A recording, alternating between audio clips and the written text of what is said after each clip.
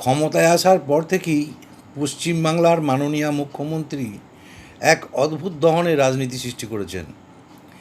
এই রাজনীতিটা কী ধরনের সেটা এই রাজ্যের বহু বিরোধী নেতা তথা তার নিজের দলের তার কাছাকাছি যে নেতারা তারাও এই রাজনীতিটি বুঝে উঠতে পারেন না।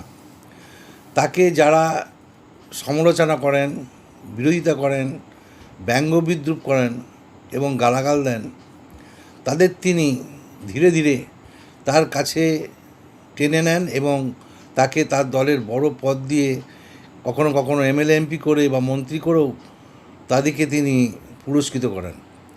এটা তার দীর্ঘদিনের একটা রাজনীতি। এই রাজনীতির সাম্প্রতিক যে নিদর্শন সেটা হচ্ছে কাসেম সিদ্দিকী।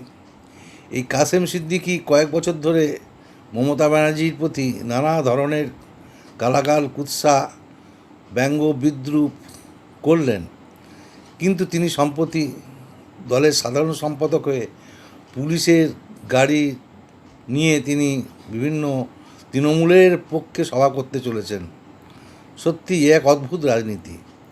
এই রাজনীতিটার নামকরণ কি করা উচিত জানি না, তবে আমার মনে হচ্ছে এটার নামকরণ ডিজিটাল পলিটিক্স করা উচিত এবং এর প্রবক্তা মমতা ব্যানার্জি।